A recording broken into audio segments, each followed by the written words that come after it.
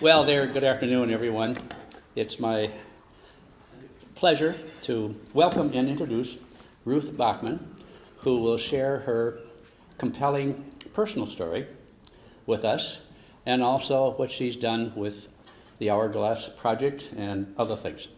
And yes, we recognize the name Bachman, and it's true. She's part of the Bachman family. Bachman family has been in the business, you just told me, Ruth, 135? No, not 135, like 130. Sorry, 131 years. It's now... I should know more precisely than that. I know it's 130 plus. And now it's in the 5th generation of leadership within the company. It's an amazing story, and perhaps all of us in this room have been customers of Bachman's. So it's a pleasure to have Ruth here to share her story with us.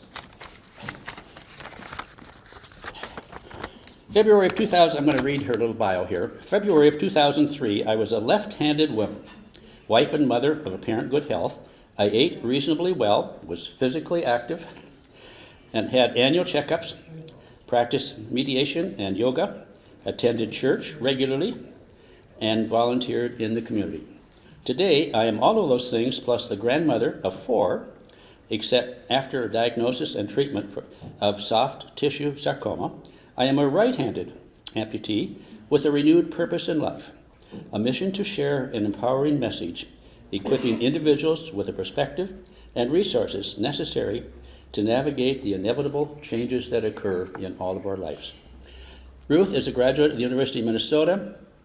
She serves as chair of the Community Advisory Board of the Masonic Cancer Center at the university, serves at the University of Minnesota Foundation Board of Trustees, the Fairview Southdale Hospital Board of Trustees with her own Mahindra,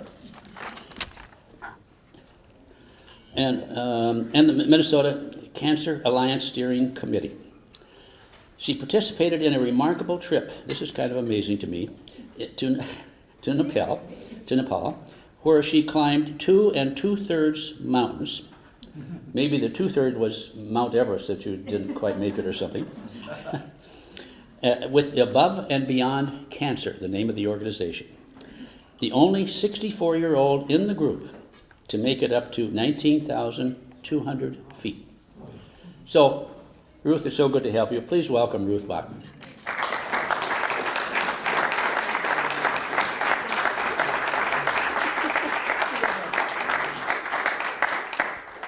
I'm just going to go over and grab this, and we'll begin. And so John gave you a very complete introduction of me, and when people don't quite find that introduction online, then I begin a different way. So I'll just tell you a little bit about what I would have said if the introduction hadn't been quite so complete. And you've probably noticed something different about me, and it's okay. People stare at me all the time, and it's natural. It's all right. I have naturally curly hair.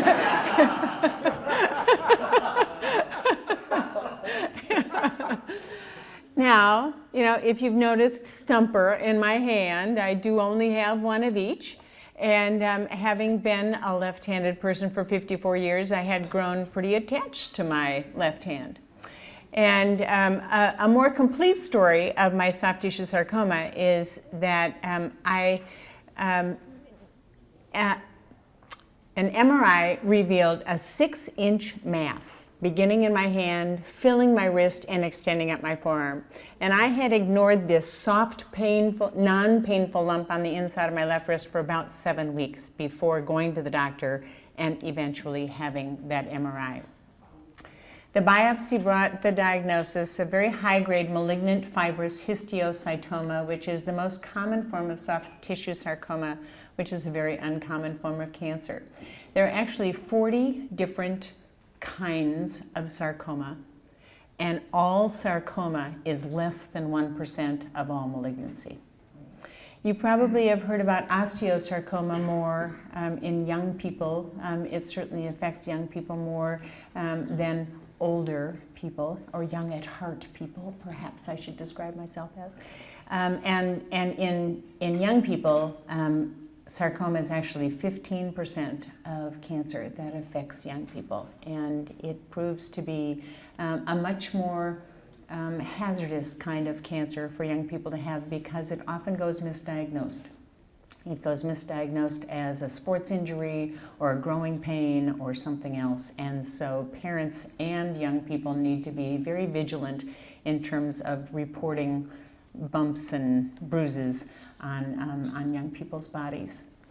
And so, having been a left-handed person for 54 years, I went to my doctor and said, so what's going to happen if I don't accept amputation?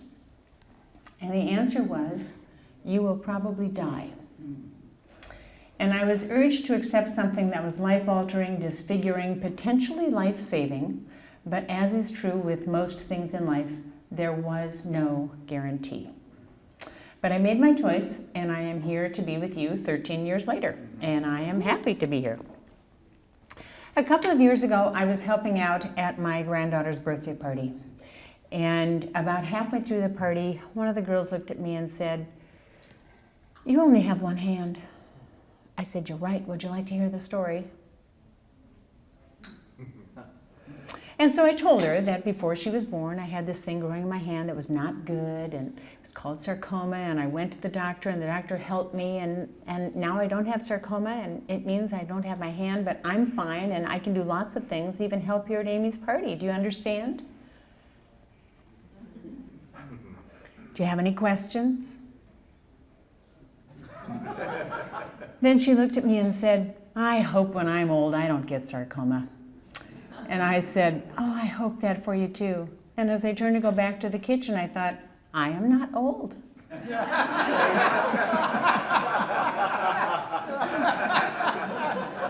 Now, I tell that story, and anytime my grandson is in the room, he says, "You are too." Now, I describe cancer as the narrow spot in an hourglass, and I'm the sand. I've traveled from the top through that tight spot to the bottom, the same sand, but with a different arrangement. Whoops.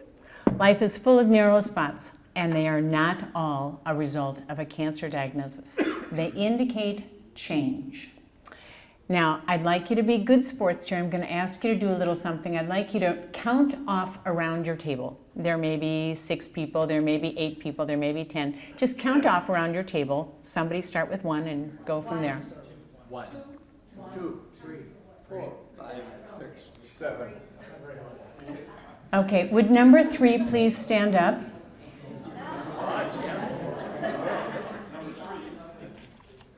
Number 3, please move to another table.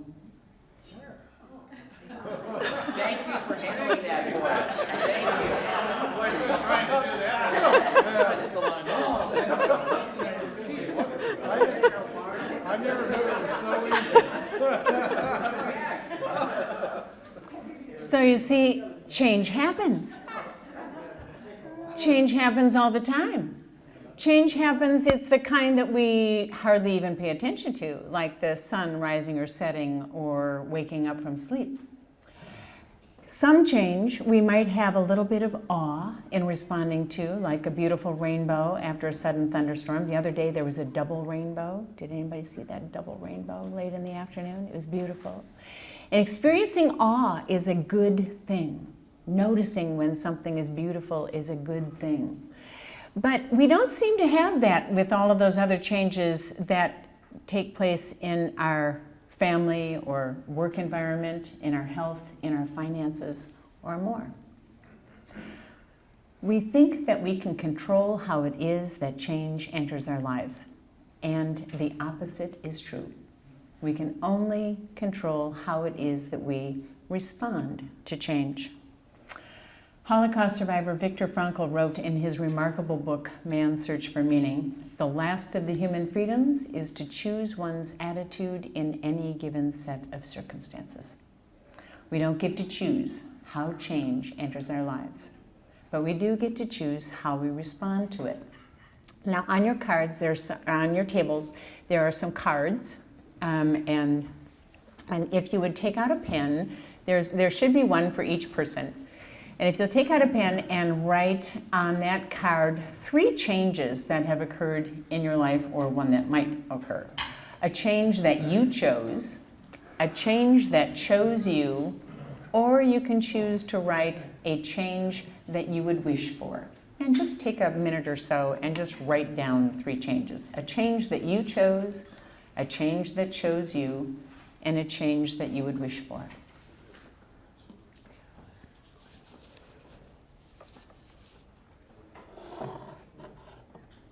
The way that we respond to the inevitability of change in our lives is a very good indication of our level of resilience. So what is resilience? How would you define resilience? What does that word mean to you? Ability to snap back when you're stretched. Snap back when you're stretched. That's a good one. Anybody else?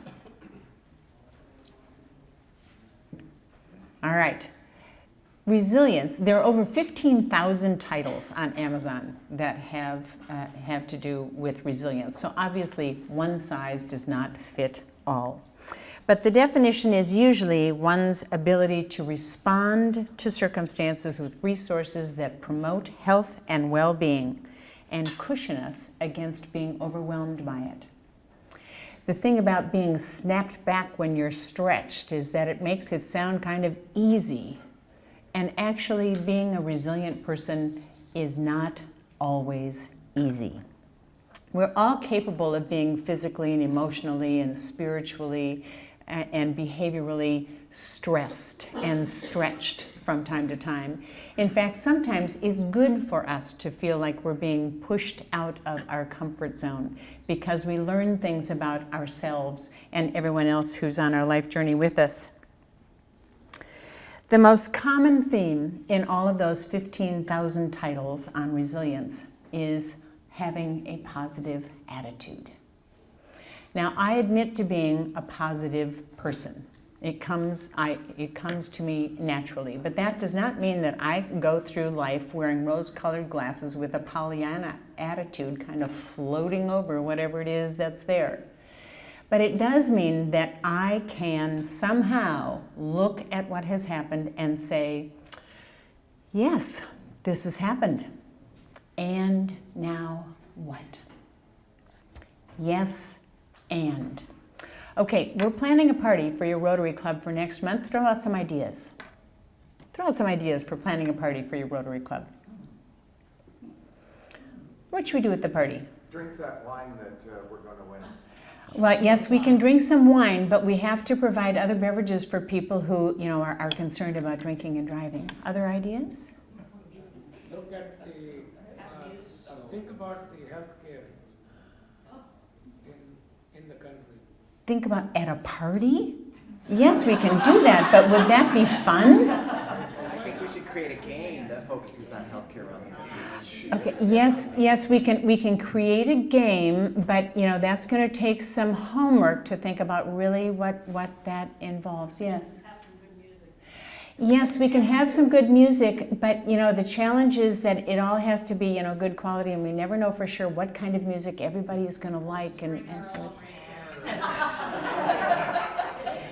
Have you noticed that when the response to every suggestion is yes, but, it kind of puts a damper on things. In fact, I've done this sometimes, and people have raised their hand and said, "You're not invited to the party." When the answer can be yes, and, things grow. There is abundance, as opposed to yes, but being scarcity. And living with scarcity is not the way that we are intended to live.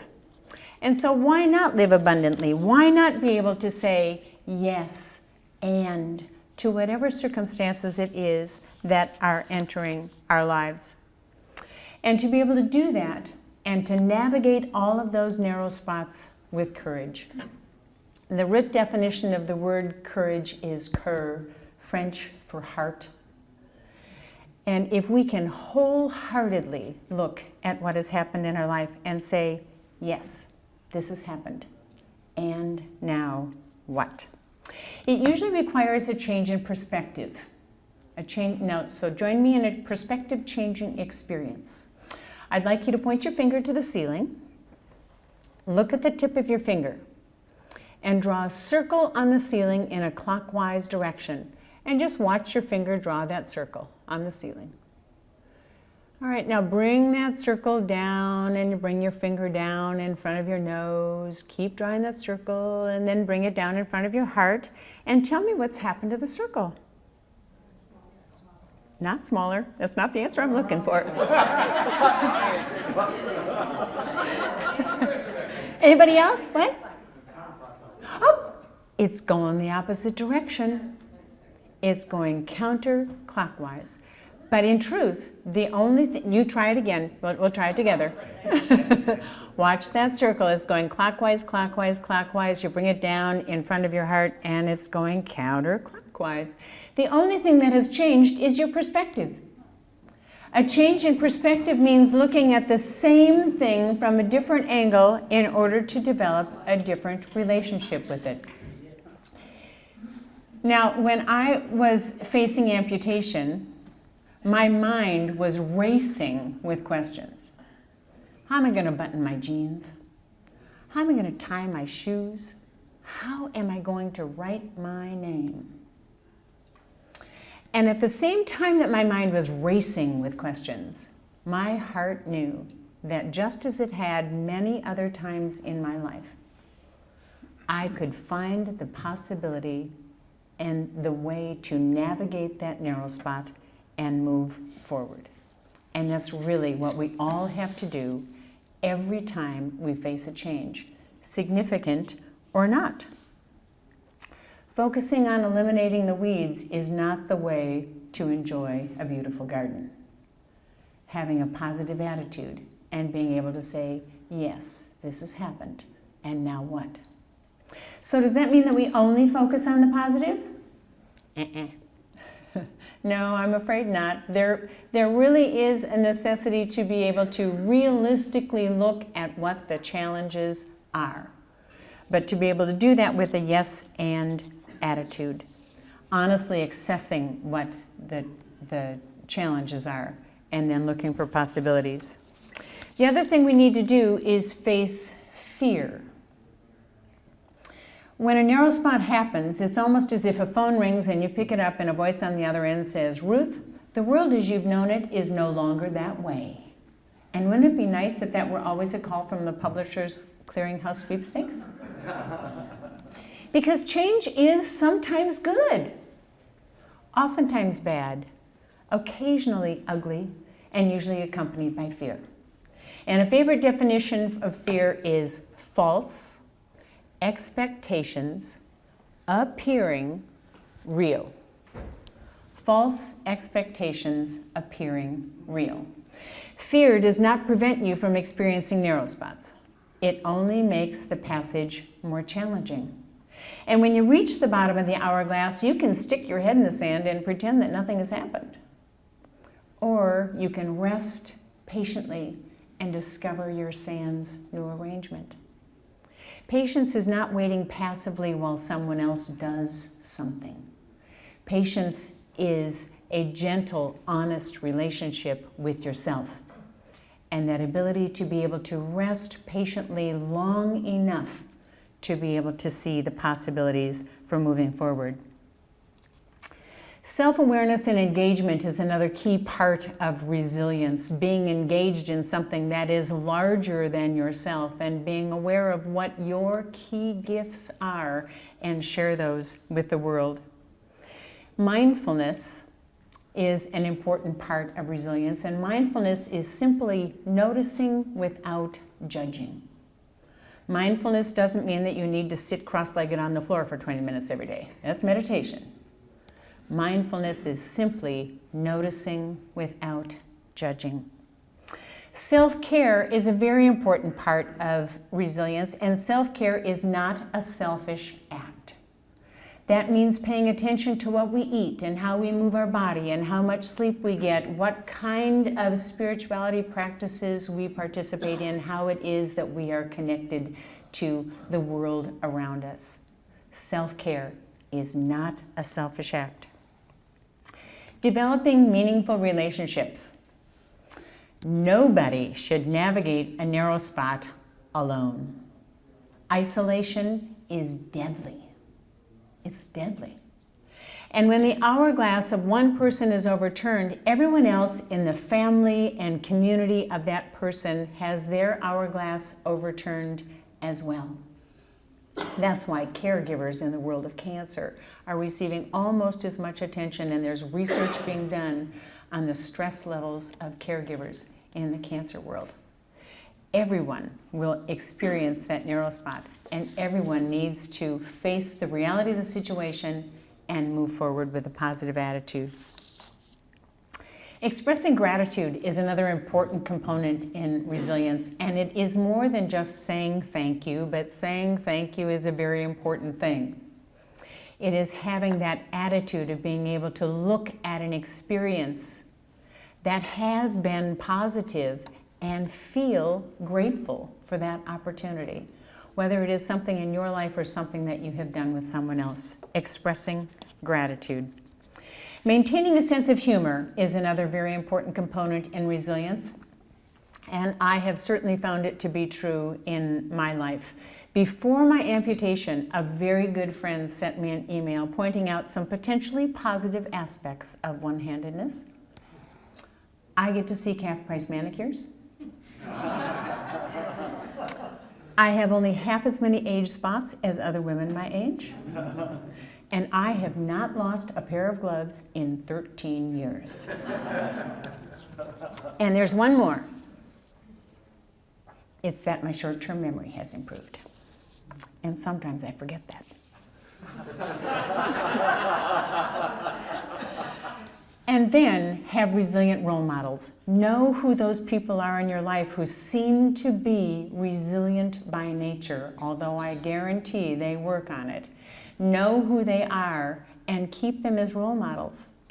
Now, I have a very important resilient role model in my life, and her name is Amy. She's my first grandchild, and she was born 10 months after my amputation. For the 9 months of my daughter-in-law's pregnancy, I did nothing but borrow trouble about what kind of a grandmother was I going to be. How was I going to change diapers? How was I going to play patty cake? How was I going to do sign language? How was I going to make French braids in a little girl's hair? And a dear friend came to me and said, Ruth, stop borrowing trouble. And believe and have faith that this child is going to make room for you the way that you are. And she was so right. Amy was born after having a thalamic brain hemorrhage and has compromised use of her right side, and together we make a complete pair of hands. Since the age of 4, she has experienced epileptic seizures, something that we always knew was a possibility and hoped would never become a reality. And I'm here to tell you that watching someone that you love more than your heart can hold when she is having a clonic-tonic seizure is one of the most frightening things that I have ever experienced in my life. Because there is nothing that you can do but to be there with her. And when it is over, she goes to sleep and allows her body to return to equilibrium, and then she wakes up eager to live the next moments of life. And those of us who love her are there trying to string together those same moments in some preconceived idea of what life ought to be. But Amy is my role model for resilience because she has had to face so many challenges in her life, 4 brain surgeries, not to mention all of the other assaults that having epilepsy bring to your body. And she is the most positive person you could ever be around. She's absolutely amazing. And when I ask her how she is that way, her answer is, God made me that way. I am a woman of faith. My faith has provided me absolutely no exemption from experiencing narrow spots. But it has always provided me with a cushion. And living with grace and knowing that it is a gift has made a huge difference in my life. Robert Frost said, I can sum up what I have learned in life in 3 words. It goes on. It does indeed go on until it ends. And no matter how many narrow spots it is that you navigate, you will get used to your new arrangement in your sand, and then inevitably your hourglass is overturned again, because no one and no thing is permanent except the Spirit of the Divine. I heard a speaker once who described himself as an irritational speaker. And I kind of like that because sand is important to my message, and sand, even in a very small amount, can be very irritating. But I didn't think it would look good on my website. Ruth Bachman, irritational speaker. But, as I said, sand is important to my message, and the definition of inspiration, inspire, means to breathe into.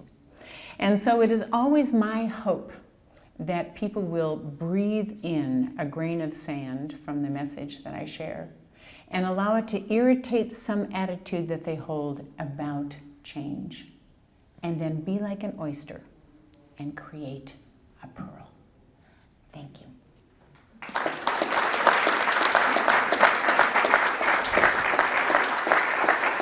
Do you entertain a question? Absolutely, absolutely. I would be happy to answer any questions. I can tell you about Nepal and go from there. It was 2 2/3 mountains, and the one that I did not finish was Imjitse Island Peak. And if you're in Nepal and you reach one point, you go left to Everest and you go right to Island Peak, and that's where we went. And 19,200 feet was the snow line. And at the snow line, you needed to put on crampons on your boots and get harnessed up and go on the snow. And I had already been climbing in the freezing cold for 5 hours in the dark. And there was a Sherpa in front of me and a Sherpa behind me, and the Sherpa behind me was praying the whole way. They wanted me to summit. The summit of the mountain is 20,400 feet. But and I could have done it, except I was so exhausted at that point that I just said, you know what, you don't need to do this. They would have carried me. They absolutely would have carried me. They wanted me to summit so much, but I said, I don't need to do this. And so being able to say, you know what, it's okay. In his book, The Beethoven Factor, Dr. Paul Pearsall describes thrivers as those who know when to hold them and know when to fold them. And I knew when to fold it. Yes, question. How are you related to Elizabeth? I am, let's see. Elizabeth's dad is my husband's second cousin once removed. Is that but she's a wonderful volleyball player and married to a wonderful coach of volleyball at the University of Minnesota. And the family really, when we talk about the 5th generation of the family being engaged in the business now, I describe it as they could really intermarry without genetic difficulty. And it's, I mean, for the most part. And it's because the 3rd generation were pretty much first cousins. And so it has gone down from there. There were a couple of brothers in the 3rd generation, but yes. At the age of 21, I was blessed with being the mother of a special needs child. My daughter was born with spina bifida. She's paralyzed from the waist down. And much like your granddaughter, she says that she's glad that God created her that way. But people often say, well, she doesn't know any different, so that's probably why she feels that way. Do you feel like there's a difference between having lived so many years able-bodied and then losing it? And then people say that about Amy too. You know, she doesn't know anything different. But I still believe that she does. Because she can see that other people don't have to work as hard as she does, but she just has a positive attitude about moving forward. And I am by nature a positive person, and I have experienced lots of narrow spots in my life. I've made a list that I don't share with people when I speak. My narrow spots have been large and small. They have occurred by accident and design, and have occurred they've been positive and negative. And in my response to them, I have certainly stumbled more often than I have succeeded, because I don't have the answers, but I subscribe to the poet Rainer Marie Rilke's attitude that, that do not seek the answers that cannot be given you, because the point is to live the questions, to live everything now. And perhaps someday far in the future, without even knowing it, you will live your way into the answers. And so asking why, or asking why me, is really a waste of time. Far better to say, yes, this has happened, and now what? And there's a wonderful story in the beginning of the Mayo Clinic book on childbirth, and it is the chapter on giving birth to a child with special needs. And in there it says, think about going on a trip. You've planned a trip your whole life. You spent 9 months learning a language, studying the maps, knowing just what your itinerary is going to be. And you get on the plane, and the plane lands, and instead of Italy, the sign says, welcome to Amsterdam. It doesn't say welcome to hell. It says welcome to Amsterdam. You're simply in a destination that you didn't plan on, that you didn't prepare for, but you're there. And how can you say, yes, this has happened, and now what? Yes. Why did you move Jim Lucas up? Okay, his question is, why did I move Jim Lucas? Well, I moved more than Jim, but the whole point of that is to just have you experience a little bit of, you don't always get to choose. Sometimes change happens. And the people who don't have to move sometimes can sit back and say, phew, sure, I'm glad it wasn't me. Oh, thank you. Yes. You mentioned something in self-awareness and engagement. You talked about people knowing what they're good at and their strengths. Can you get back to a little bit of that? Well, self-awareness and engagement is that self-awareness is knowing over time who you are and what you're good at, and recognizing what your gifts are. And then the whole point of being gifted with something is to give it back.